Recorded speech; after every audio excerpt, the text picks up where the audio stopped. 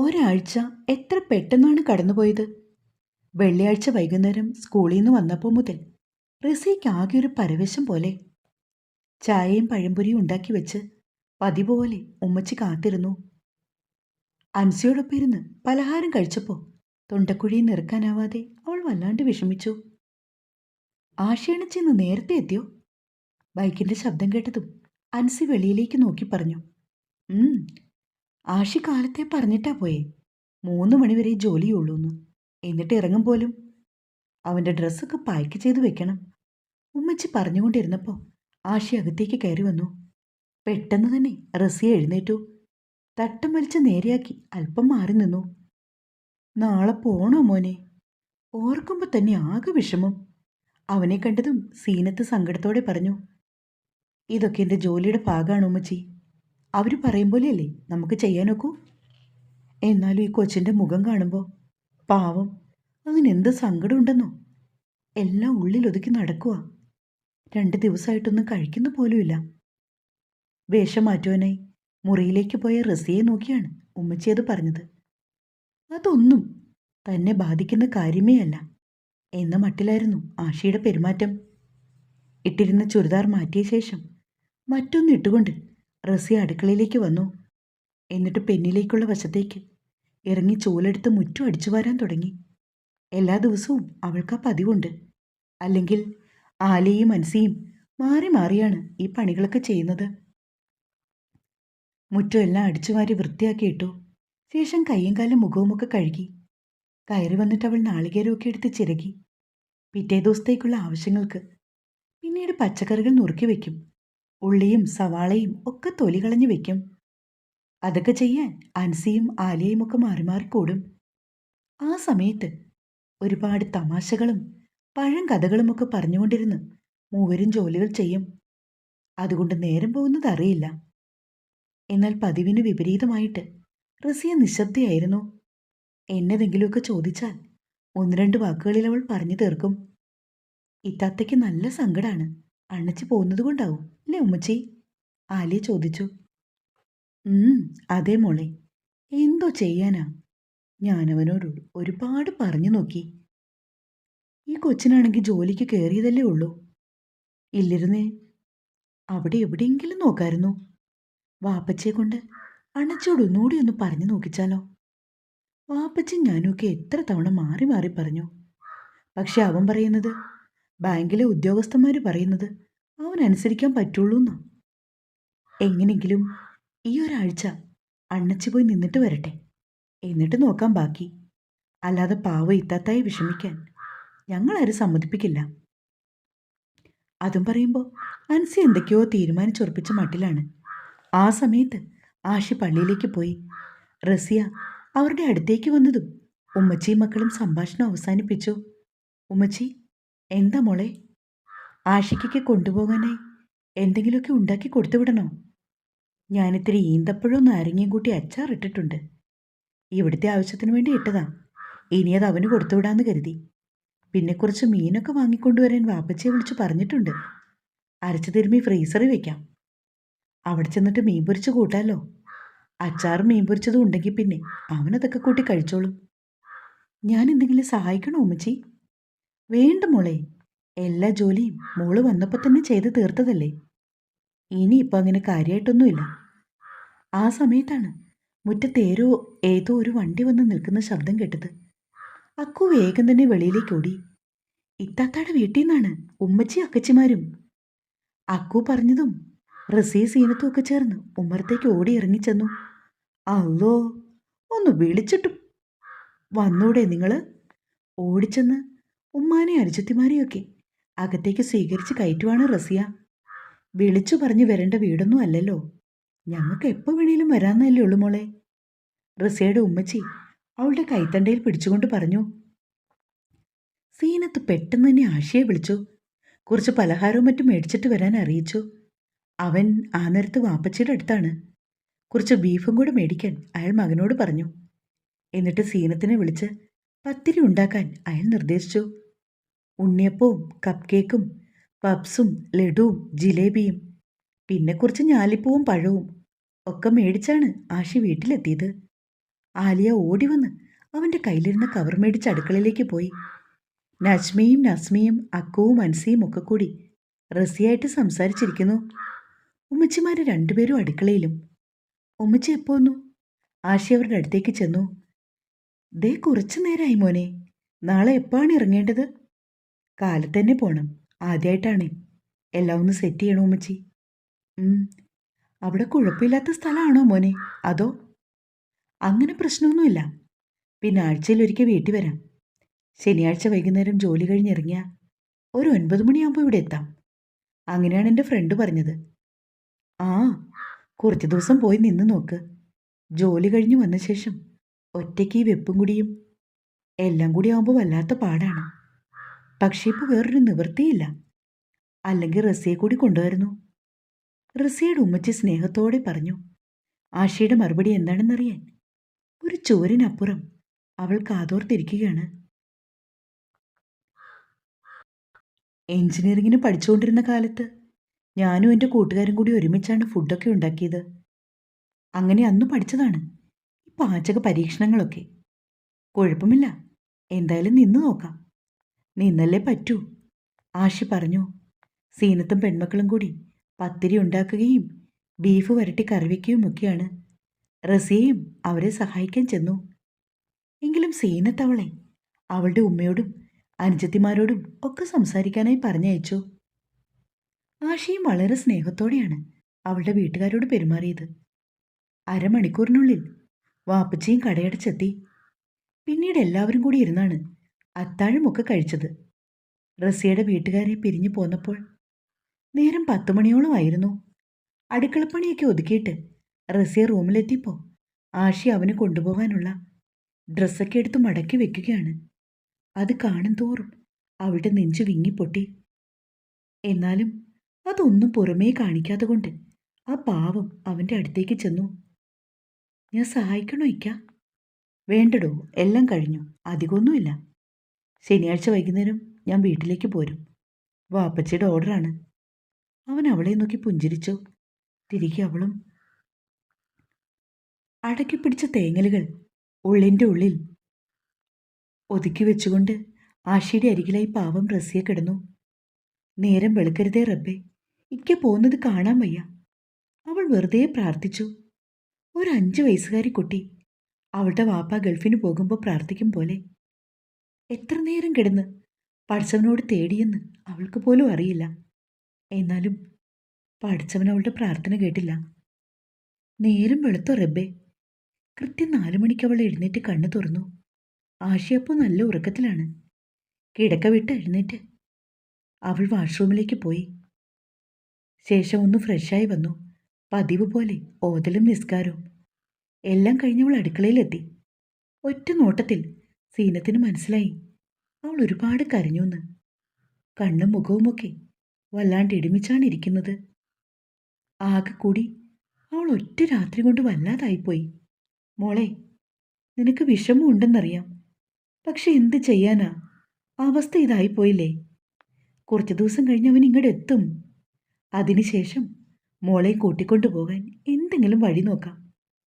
അവളെ ചേർത്ത് പിടിച്ച് ഉമ്മച്ചി പറഞ്ഞു. സാരല്ല ഉമ്മച്ചി, പിന്നെ കുറച്ച് വിഷമമൊക്കെ ഉണ്ട്. ഇക്ക പെട്ടെന്ന് പോകും. കാരണം ഇക്കയ്ക്കും വേറെ മാർഗമില്ലല്ലോ. അവിടെ ആദ്യമായിട്ടല്ലേ. ഒന്നും അറിയാത്ത നാട്ടിലേക്ക് എന്നെയും കൊണ്ട് പോയാൽ പിന്നെ ഞാനിവിടെ ജോലിക്കും ചേർന്നു. എല്ലാം കൂടി ആലോചിക്കുമ്പോൾ എനിക്ക് മനസ്സിലാവും മോളെ, നീ പറയുന്നതൊക്കെ ശരിയാ എന്ന് കരുതി നിന്റെ സങ്കടം കണ്ടില്ലെന്ന് നടിക്കാൻ എന്നെക്കൊണ്ടാവില്ല. അതുകൊണ്ട് ഇതിനൊരു പോംവഴി കണ്ടേ തീരൂ. അവർ തീരുമാനിച്ചുറപ്പിച്ചു. പള്ളിയിൽ പോയ ശേഷം മടങ്ങി വന്നപ്പോഴാണ് ആഷിയും റസിയയും മുഖാമുഖം കാണുന്നത്. അവനും തോന്നി അവൾ ഒരുപാട് കരഞ്ഞെന്നുള്ളത്. ആകെ മുഖമൊക്കെ വാടിയാണ്, കണ്ണൊക്കെ കുഴിഞ്ഞു. ഇക്കയ്ക്ക് ചായ എടുക്കട്ടെ? അവൻ്റെ നോട്ടം കണ്ടതും പെട്ടെന്ന് അവൾ ചോദിച്ചു. വേണ്ട റസിയ, ഇപ്പം തൽക്കാലം ഒന്നും വേണ്ട, കുറച്ച് കഴിയട്ടെ. അവൻ റൂമിലേക്ക് കയറിപ്പോയി. കുട്ടികളൊക്കെ എഴുന്നേറ്റ് വന്നു. എല്ലാവർക്കും സങ്കടമാണ് അണ്ണച്ചി പോകുന്നത് കൊണ്ട്. ആലിയും അൻസിയും കൂടി അവൻ്റെ അടുത്തേക്ക് ചെന്നു. അപ്പോഴേക്കും എന്തോ ആവശ്യത്തിന് അൻസിയെ ഉമ്മ വിളിച്ചു. അവൾ മുറിയിൽ നിന്ന് ഇറങ്ങിപ്പോയി. ആലിയെ നോക്കിയപ്പോൾ റസിയ അടുക്കളയിലാണ്. അതുകൊണ്ടാണ് അവൾ ആഷിയോട് സംസാരിക്കാൻ എത്തിയത്. ഇത്തയെ കൊണ്ടുപോകാത്തത് വളരെ കഷ്ടമാണ് കേട്ടോ അണ്ണച്ചി. ആലിയ തെല്ല് ദേഷ്യത്തോടെ ആഷിക്കിന്റെ മുഖത്തേക്ക് നോക്കി. ഞാനതിന് മനഃപൂർവ്വം അവളെ കൊണ്ടുപോകാത്തതല്ല, പിന്നെ സുഖവാസത്തിന് പോകുന്നതുമല്ല. എൻ്റെ ജോലിയുടെ ഭാഗമായിട്ടാണ് ഈ മാറ്റം. നീ എന്താണ് എൻ്റെ സാഹചര്യം മനസ്സിലാക്കാത്തത്? എന്തോന്ന് ജോലി? ഈ ട്രാൻസ്ഫർ ഇതിപ്പോ അണ്ണച്ചിക്ക് ആവശ്യമുള്ളതായിരുന്നോ? അല്ലു, എൻ്റെ മുമ്പിൽ എന്തിനാണ് ഈ നാടകം? വേണ്ട അണ്ണച്ചി, എനിക്കെല്ലാം മനസ്സിലാവും. അല്ലു, ഞാനതിന് മനഃപൂർവ്വം ഒന്നും ചെയ്തിട്ടില്ല. മനഃപൂർവ്വം തന്നെയാണ്. ഇത്തയെ ഒഴിവാക്കുവാണ് അണ്ണച്ചി. അതെനിക്ക് 100% ഉറപ്പുണ്ട്. മുഖത്ത് നോക്കി കളവ് പറയാനൊന്നും എൻ്റെ അണ്ണച്ചിക്ക് അറിയില്ല. നീ ഇതെന്തറിഞ്ഞിട്ടാണല്ലോ ഇങ്ങനെയൊക്കെ കിടന്ന് പറയുന്നത്? ഒന്നും വേണ്ട അണ്ണച്ചി. സ്വന്തം മനസാക്ഷിയോടൊന്ന് ചോദിച്ചു നോക്കിയാൽ മാത്രം മതി. അതിനുള്ള ഉത്തരം കിട്ടും. അണ്ണച്ചിയൊക്കെ പ്രായം കുറവാണ്. എങ്കിലും അത്യാവശ്യം വിവരവും വിദ്യാഭ്യാസവും ഒക്കെ ഉള്ളവളാണ് ഞാനും. അതൊരു പാവമായിപ്പോയി എന്ന് കരുതി പാവം എൻ്റെ ഇത്തായെ കണ്ണീർ കുടിപ്പിക്കാനാണോ അണ്ണച്ചിയുടെ ഉദ്ദേശമെങ്കിൽ വിവരം അറിയും. അവനെ നോക്കി ദേഷ്യത്തിൽ പറഞ്ഞുകൊണ്ട് ആലെ പുറത്തേക്കിറങ്ങിയതും റസിയുടെ മുന്നിലേക്കാണ് വന്നത്. പെട്ടെന്ന് അവൾ ഒന്ന് പകച്ചു. പിന്നാലെ വന്ന ആഷിയും. റസിയ എല്ലാം കേട്ടു എന്നുള്ളത് ഇരുവർക്കും വ്യക്തമായി. മോളെ അല്ലു, നിന്റെ ഫോൺ ബെല്ലടിക്കുന്നുണ്ട്, അൻസിയാണ് പറഞ്ഞത്. അവൾ എടുത്തു നോക്കിയപ്പോൾ നിന്റെ ഫ്രണ്ടാണ്, ഏതോ പ്രോജക്റ്റിനെ കുറിച്ച് ചോദിക്കാനാണെന്നൊക്കെ പറഞ്ഞു. ആലിയോടെ പറഞ്ഞുകൊണ്ട് റസിയ വീണ്ടും അടുക്കളയിലേക്ക് പോയി. അണ്ണച്ചി, അണ്ണച്ചിക്കൊരു പെൺകുട്ടിയോട് ഇഷ്ടമുണ്ടായിരുന്നു എന്നത് ഞങ്ങൾക്കൊക്കെ അറിയാം. ഇവിടെ വാപ്പച്ചിക്കും ഉമ്മച്ചിക്കും ഒന്നും അതിന് സമ്മതവുമല്ല. അതുകൊണ്ടാണ് അണ്ണച്ചി ഇപ്പോൾ ഇത്തേ വിവാഹം ചെയ്തത് പോലും. ഒക്കെ ശരി തന്നെ. പക്ഷെ അണ്ണച്ചി, ഈ വാശിയും വൈരാഗ്യവുമൊക്കെ കുടുംബത്തോട് കാണിക്കുമ്പോൾ അതിനിടയിൽ കിടന്ന് നീറിപ്പിടയുന്നത് പാവം എൻ്റെ ഇത്തായാണ്. ഒരു തെറ്റും ചെയ്യാത്ത എൻ്റെ റസിയത്ത. അത് പറയുമ്പോൾ അല്ലുവിനെ കിതച്ചു. വെറുതെ ഇരിക്കുമ്പോൾ ഞാൻ പറഞ്ഞ കാര്യങ്ങളൊക്കെ ഒന്ന് ഓർത്തു നോക്ക്. ജീവിതം ഒന്നേ ഉള്ളൂ. അത് സമാധാനത്തോടും സന്തോഷത്തോടും കൂടി ജീവിച്ചു തീർക്കണം. അതിനാണ് പഠിച്ചവൻ നമ്മളെ പഠിപ്പിച്ചതും. അല്ലു, നീ എവിടാ? നിന്റെ ആ ഫോണെടുത്ത് തല്ലി പൊട്ടിക്കും ഞാൻ. സീനത്ത് കിടന്ന് ഒച്ച വെച്ചതും അല്ലു വേഗം ആഷിയുടെ അടുത്തുനിന്ന് ഇറങ്ങിപ്പോയി. അവൾ പോയ വഴിയെ നോക്കി ആഷി കുറച്ചു സമയം അനങ്ങാതെ നിന്നു. കുറച്ചു സമയം കഴിഞ്ഞതും വാപ്പച്ചിയുടെ ബൈക്കിന്റെ ശബ്ദവും കേട്ടു. താൻ പുറപ്പെടുന്ന നേരമാകുമ്പോഴേക്കും വാപ്പച്ചി എത്തിക്കോളാന്ന് കാലത്തെ പറഞ്ഞു. അക്കൂ, അൻസിയും കൂട്ടി ട്യൂഷന് പോയിട്ട് വാടാ. വാപ്പച്ചി നീട്ടി വിളിച്ചു. ദാ വരുന്നു, ഞാനിവിടെ ഉണ്ട്, ഇറങ്ങാൻ തുടങ്ങുക, അവൻ ഉറക്കെ പറഞ്ഞു. ആഷി എഴുന്നേറ്റ് ചെന്നപ്പോൾ റസിയ ഷോൾ വലിച്ച് നേരെയാക്കിക്കൊണ്ട് വാപ്പച്ചിയുടെ അടുത്തേക്ക് വന്നു. ആ റസിയ, ഇത് അടുക്കളയ്ക്ക് വെക്കും മോളെ, കുറച്ച് അയിലമീനാണ്. കയ്യിലിരുന്ന പൊതി അയാൾ റസിയെ ഏൽപ്പിച്ചു. റെഡിയാവാൻ മേലായിരുന്നോ മോനെ? നേരം വൈകും. അടുത്തേക്ക് വന്ന ആഷിയെ നോക്കി വാപ്പച്ചി പറഞ്ഞു. അവനൊന്നും മോളി, എല്ലാം എടുത്ത് വെച്ചോ നീ. ഇനി അവിടെ ചെന്നിട്ട് അതും ഇതും കണ്ടില്ലെന്ന് പറഞ്ഞാൽ ഇവിടുന്നാരും അതൊന്നും കൊണ്ട് വരാനോ കാണത്തില്ല കേട്ടോ. ഇല്ല വാപ്പച്ചി, എല്ലാം കറക്റ്റായിട്ട് നോക്കിയാണ് ഞാൻ പാക്ക് ചെയ്തത്. എന്നാ പറയാനാ മോളെ, മോൾ ഇവിടെ ആയി പോയല്ലോ, അതാണൊരു വിഷമം. ഉമ്മച്ചി പറഞ്ഞു 2 ദിവസമായിട്ട് റസ്യ ഒന്നും കഴിക്കുന്നു പോലും ഇല്ലെന്ന്. ആ, 2-3 ദിവസം മുന്നേ ആയിരുന്നെങ്കിൽ ആ കൊച്ചിനെ ഈ സ്കൂളിൽ കയറ്റില്ലായിരുന്നു. നിന്റെ കൂടെ അയച്ചേനെ. ഇതെല്ലാം കൃത്യസമയത്തായി പോയില്ലേ? അവൻ വീണ്ടും മൂളി. ആ, വാപ്പച്ചി വന്നോ? ആലിയ ഉമ്മറത്തേക്ക് ഇറങ്ങി. ഒരു ചായ എടുത്തേ മോളെ. സീനത്തെവിടെ? അടുക്കളയിലുണ്ട്. അണ്ണച്ചിക്ക് കൊണ്ടുപോകാനുള്ള ചോറ് പൊതി കെട്ടുക. നീ പോയി ഒരു ചായ എടുക്ക്, വല്ലാത്ത പരവശം. ആ, ഇപ്പം എടുക്കാം. അവൾ വേഗത്തിൽ വീണ്ടും അകത്തേക്ക് കയറിപ്പോയി. ആഷി തൻ്റെ മുറിയിലേക്കും. അവനു വേണ്ടിയുള്ള പൊതിച്ചോറ് കൊണ്ടുവന്ന് തങ്ങളുടെ മേശമേൽ വെക്കുകയാണ് റസിയ. ഇതെടുത്ത് വെച്ചോളൂ കേട്ടോ, ഉമ്മച്ചി കെട്ടി തന്നാണ്, ആഷിയോട് അവൾ പറഞ്ഞു. ആ ശരി ശരി, ഈ ബാഗിൽ വെക്കാം, അതിങ്ങോട്ട് എടുക്ക്. അവൻ പറഞ്ഞപ്പോൾ റസിയ പെട്ടെന്ന് പൊതിയെടുത്ത് കയ്യിലേക്ക് കൊടുത്തു. ചൂടുണ്ട്, സൂക്ഷിച്ചു പിടിക്കണേ. അല്ലെങ്കിൽ വേണ്ട, ഞാൻ തന്നെ വെച്ചോളാം പറഞ്ഞുകൊണ്ട് അവൾ തന്നെയാണ് ബാഗിൻ്റെ ഉള്ളിലേക്ക് വെച്ചത്. ഇക്ക. പെട്ടെന്നായിരുന്നു റസിയ അവനെ വിളിച്ചത്. എന്താ റസിയ? അവൻ അവളുടെ മുഖത്തേക്ക് നോക്കി. അപ്പോഴേക്കും ആ മിഴികൾ നിറഞ്ഞു. ഇക്ക, എന്നോട് വെറുപ്പാണെന്നറിയാം. ഞാനിവിടെ ഒരധികപ്പറ്റാണെന്നും അറിയാം. എന്നാലും എനിക്ക് ഇക്കയോട് കുറച്ച് കാര്യങ്ങൾ സംസാരിക്കാനുണ്ട്. ഇക്കയുടെ ആരോഗ്യമൊക്കെ നല്ലോണം ശ്രദ്ധിച്ചോണം. വണ്ടി ഒരുപാട് സ്പീഡിലൊന്നും ഓടിച്ചു പോവല്ലേ. എന്തെങ്കിലും ആവശ്യം വന്നാൽ അപ്പം തന്നെ വാപ്പച്ചയെ വിളിക്കണേ. സങ്കടം വന്നിട്ട് അവളുടെ അതരം വല്ലാതെ വിറകൊണ്ടു. കരയാതിരിക്കാൻ പരമാവധി പാടുപെട്ടുകൊണ്ട് ആ പാവം അവനെ നോക്കി ഒന്ന് പുഞ്ചിരി തൂകി. ഇക്ക, എനിക്കെന്നും എൻ്റെ ഉള്ളിൽ പറഞ്ഞത് പൂർത്തിയാക്കാനാവാതെ കൊണ്ട് അവൾ വേഗം തന്നെ അവൻ്റെ അരികിൽ നിന്ന് ഇറങ്ങിപ്പോയി. ആഷി, നിന്റെ ബാഗൊക്കെ ഇങ്ങ് എടുക്കുമോനെ. വാപ്പച്ചിയുടെ ശബ്ദം കേട്ടതും അവൻ കട്ടിലിരുന്ന ബാഗ് എടുത്തുകൊണ്ട് വാതിൽക്കലേക്ക് ചെന്നു. കൊണ്ടുപോയി ഡിക്കിയിലേക്ക് വെച്ചോളാം. വാപ്പച്ചി പറഞ്ഞതും അവൻ തലയാട്ടി. ഇത്ര ദൂരം ഉള്ളതുകൊണ്ട് സ്വന്തം കാറിൽ പോവാനാണ് ആഷി തീരുമാനിച്ചത്. റസിയ. ഇറങ്ങും മുൻപ് അവൻ വിളിച്ചതും അവൾ വേഗം അടുക്കളയിൽ നിന്ന് വന്നു. വിളിച്ചോ? അവൾ അവൻ്റെ അരികിലേക്ക് വന്നു. എന്താ ഇക്ക? താനും കൂടെ പോരെ ആലപ്പുഴയ്ക്ക്? ഏയ്, ഞാനോ? ഞാനിപ്പോൾ വന്നാൽ അത് ശരിയാവില്ല. എൻ്റെ ജോലി.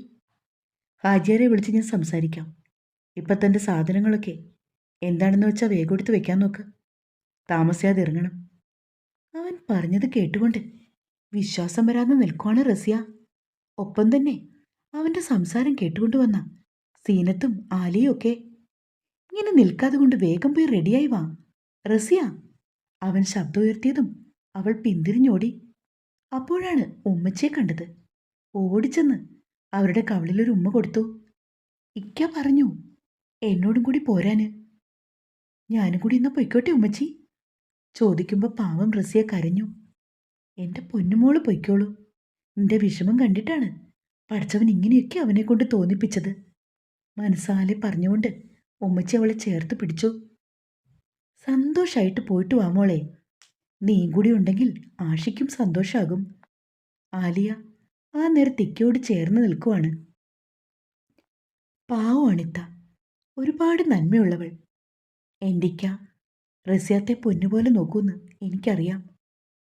അവൾ അത് പറയുകയും അനുജിത്തിയുടെ തോളിലൊന്ന് തട്ടിയ ശേഷം ആഷി വാപ്പച്ചിയുടെ അടുത്തേക്ക് പോയി. മകനിൽ നിന്നറിഞ്ഞ കാര്യങ്ങൾ കേട്ടപ്പോൾ അയാൾക്കും പെരുത്ത സന്തോഷം. നന്നായി മോനെ. ആ കൊച്ചിൻ്റെ കണ്ണ് നിറയുന്നത് കാണാൻ വയ്യ. പാവല്ലേ? ആ,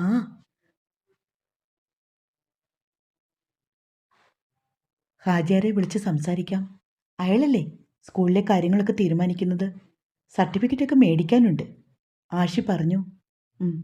അതൊന്നും കുഴപ്പമില്ല. നമുക്ക് എന്തെങ്കിലും ചെയ്യാം മോനെ.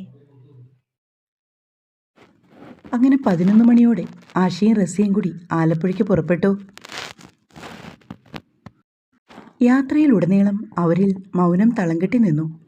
ആഷിയാണെങ്കിൽ റസിയിൽ നിന്ന് വിട്ടു നിൽക്കുവാൻ വേണ്ടിയാണ് ആലപ്പുഴയിലേക്ക് മാറിയതുപോലും. എന്നിട്ടിപ്പോൾ ഒടുക്കം സ്വപ്നത്തിൽ പോലും കരുതിയതല്ല ഒപ്പം കൂട്ടുമെന്ന്. വാപ്പച്ചി ഉമ്മച്ചിയുമൊക്കെ 2-3 ദിവസമായിട്ട് ഇതേ പല്ലവിയായിരുന്നു, അവളെ ഒപ്പം കൂട്ടണമെന്ന്. പക്ഷേ താനതൊന്നും ചെവിക്കൊണ്ടില്ല. ഓരോരോ ന്യായങ്ങൾ നിർത്തിക്കൊണ്ടേയിരുന്നു. എന്നാൽ ഇന്ന് കാലത്തെ ചോറ് പൊതി കൊണ്ടുവന്ന് തന്നപ്പോൾ അവളുടെ മുഖം നെഞ്ചു പൊട്ടിക്കൊണ്ട് തേങ്ങിയാണ് അവൾ സംസാരിച്ചത്. അത് കേട്ടതും തനിക്കും ആകെ വിഷമം. അവളെ ഒറ്റയ്ക്കാക്കിയിട്ട് പോരുവാൻ തോന്നിയില്ല. 14 വർഷം പ്രാണൻ്റെ പാതിയായി കണ്ട് സ്നേഹിച്ചവളെ മറന്നിട്ട് പെട്ടെന്നൊരു നാൾ റസിയെ കൂടെ കൂട്ടിയത്. അതും മറ്റൊന്നും ഓർത്തുകൊണ്ടല്ല, കുടുംബത്തിൻ്റെ സന്തോഷം മാത്രം കണക്കിലെടുത്തു. തൻ്റെ പ്രണയം അറിഞ്ഞ നിമിഷം നടന്ന കോലാഹലം ഒന്നും പറയാണ്ടിരിക്കുന്ന ഭേദം. ഒരു വാക്കുപോലും വാപ്പച്ചിയോട് പറഞ്ഞു നേടാമെന്നുള്ളത് വ്യാമോഹമാണ്. പറയുന്നതെന്തോ അത് അക്ഷരം പ്രതി അനുസരിക്കണം. പണ്ട് മുതൽക്കുള്ള ശീലാണ്. മക്കളെല്ലാവരും അങ്ങനെ തന്നെ. സ്വന്തമായിട്ട് ആർക്കും ഒരു അഭിപ്രായമില്ല. ആ, എന്തായാലും ശരി. അവിടെ തുടരുന്നതിലും നല്ലത് താൻ ആലപ്പുഴയ്ക്ക് മാറുന്നതാണെന്ന് അവൻ ഓർത്തു. ഇക്ക. ചങ്ങനാശ്ശേരി കഴിഞ്ഞ് ആലപ്പുഴ റോഡിലേക്ക് വണ്ടി തിരിഞ്ഞപ്പോഴാണ് റസിയുടെ വിളിയൊച്ച കേട്ടത്. എന്താടോ? വല്ലാത്ത ദാഹം പോലെ. ഒരു കുപ്പി വെള്ളം മേടിക്കുമോ? അവൾ ആകെ തളർന്നു പോയിരുന്നപ്പോഴേക്കും. സോറിയിടോ, ഞാൻ ആ കാര്യം ഓർത്തില്ല. പെട്ടെന്ന് തന്നെ അവൻ അരികിൽ കണ്ടൊരു കൂൾ ബാറിൻ്റെ മുന്നിലായി വണ്ടി നിർത്തി. റസി, ഇറങ്ങി വരൂ, നമുക്കൊരു ഫ്രഷ് ലൈൻ കുടിക്കാം. അവൻ ഡോർ തുറക്കുന്നതിനിടയിൽ പറഞ്ഞു. കുഴപ്പമില്ല, എനിക്ക് വെള്ളം മാത്രം മതി. സാരമില്ലടോ, വെള്ളം കുടിക്കുന്നതിലും നല്ലത് ഫ്രഷ് ലൈമാണ്. താൻ ഇറങ്ങി വാ. അവൻ വെളിയിലേക്ക് ഇറങ്ങിയതും റസിയ പിന്നാലെ ഇറങ്ങി. ഓരോ ഫ്രഷ് ലൈമും ഒപ്പം നല്ല ചൂട് കട്ട്ലേറ്റുമാണ് അവൻ ഓർഡർ ചെയ്തത്. ഡ്രൈവ് ഇരിക്കുന്നതുകൊണ്ടാണ് റസിയെ താൻ ശ്രദ്ധിക്കാതെ പോയത്. സോറി, തനിക്ക് നേരത്തെ എന്നോടൊന്ന് പറഞ്ഞുകൂടായിരുന്നോ? അത് സാരമില്ലിക്ക. തനിക്ക് നല്ല ക്ഷീണമുണ്ടെന്ന് തോന്നുന്നു. യാത്ര ചെയ്യുന്നത് കുറവായിരിക്കുമല്ലേ? അവളുടെ വാടിയ മുഖവും കൊഴിഞ്ഞ കണ്ണുകളും ഒക്കെ കണ്ടപ്പോഴവൻ ചോദിച്ചു പോയി. എനിക്ക് ഈ അടച്ചിട്ട വണ്ടി യാത്ര ചെയ്യുമ്പോൾ ഛർദ്ദിക്കാൻ തോന്നും. കൂടുതലും ബസ്സിലാണ് പോകുന്നത്. അപ്പോൾ എനിക്ക് കുഴപ്പമില്ല. ശീലമില്ലാത്തതുകൊണ്ടാ. പിന്നെ ഈ ചൂടും. ഞാനാണെങ്കിൽ അത്രയ്ക്ക് അങ്ങോട്ട് ഓർത്തതുമില്ല. അവൻ പിന്നെയും ക്ഷമാപണം നടത്തി. അപ്പോഴേക്കും അവർ ഓർഡർ ചെയ്തവയെല്ലാം എത്തി. ഒറ്റ വലിക്ക് റസിയ ഫ്രഷ് ലൈൻ കുടിച്ചു തീർത്തു. അവൾ കുടിക്കുന്നത് കണ്ടതും അവന് മനസ്സിലാകെ ഒരു നൊമ്പരം പടർന്നു. ഒരു ഓറഞ്ച് ജ്യൂസ് കൂടി പറയട്ടെ? വേണ്ട, ഇത് മതി. കുഴപ്പമില്ലടോ, കുടിച്ചോളൂ. ഇനിയും 1 മണിക്കൂർ മിച്ചം യാത്രയുണ്ട്. പറഞ്ഞുകൊണ്ട് അവൻ ഓർഡർ കൊടുത്തു.